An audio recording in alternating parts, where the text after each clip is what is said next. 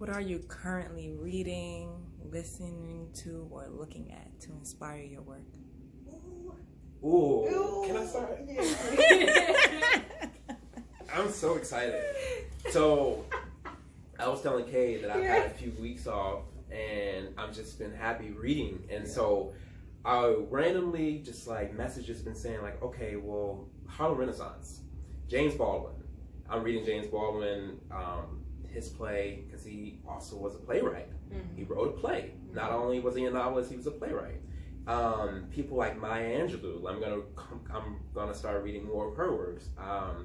There's a book called Black Like Us that Kay beautifully lended me, and I'm reading some of Audre Lorde's work, some of what is it, Lily? Bell Hooks. Bell Hooks. Lorraine is in there as well. Yeah, Lorraine Hansberry, she's in there too. And I'm also just reading all, like, and I'm Googling all. So right now I'm in this area, like, working on the challenge right now, because Black History Month is happening. I mean, it's always Black History Month, because we keep finding more history. Absolutely. And so I Googled a bunch of, like, queer Black voices in that era of, like, from the 1920s all the way up from 1970s, and I'm learning more and more about more people that they existed and their works. So I'm more so excited about that journey, and so I'm going to be releasing videos of monologues that these people have written, and like prose that these people have written, and sharing it to people so everyone can know about these artists. So I feel like a lot of times people don't really know, and they're like, "Oh my God, thank you." I'm like, "Yeah, we should know this, because like that's inspiration right there." And then like other plays to reading, and I'm listening to just music that like gives me life, things that I love, that resonated with me to like my childhood. So MGMT, Passion Pit, like that era of like what got me joy, writing down in my best friend's red beat up Corvette, and getting back into the joy of it.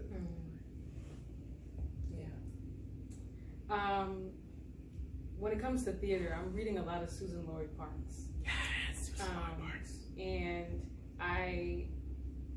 the inspiration that I'm getting from reading from a woman who, like me, I think her writing process is sort of like mine, as far as I've been peeped that game a long time ago. As far as she writes whole plays in the night, and then she will not write for a little bit, right? Like she will, and I do the same thing. And a couple nights I will write a short film script, or I will write a script, a 1-act script, or even 2.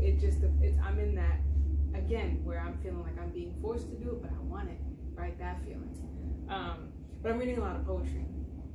I'm always reading poetry, because poetry, I think the gift of poets is to be able to say things in so many different ways in such a limited amount of space and within a limited amount of lines.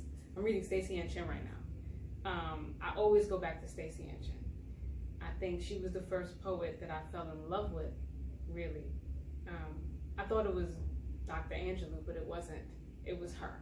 It was her, because she was not only a Black woman who was free and who was just fire and passion, and who acknowledged her womanness. She was also a gay woman from Jamaica who didn't mind talking about how her trauma fueled her art, but how she was also healing from it. And I think I found so much in that as a kid, and I still do. She just put out another a collection of poetry, her first collection of poetry, although she's been a traveling poet her whole life, called Crossfire. And I'm finding so many parts of me within those stanzas.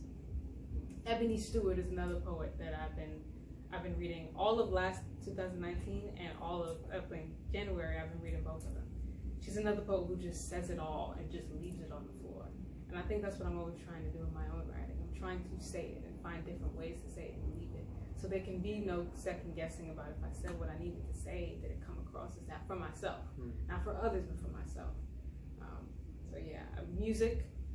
I am the most eclectic music listener that you'll ever know. I listen to 90s grunge and new metal. I listen to neo soul and Jill Scott and Michelle Ndiocello, Ani DeFranco, Tracy Chapman, Cream, Bee Gees, Earth, Wind and Fire. So it's always like, that's always what my soundtrack for the past 2 weeks though has been like 90s grunge music, specifically Alice in Chains.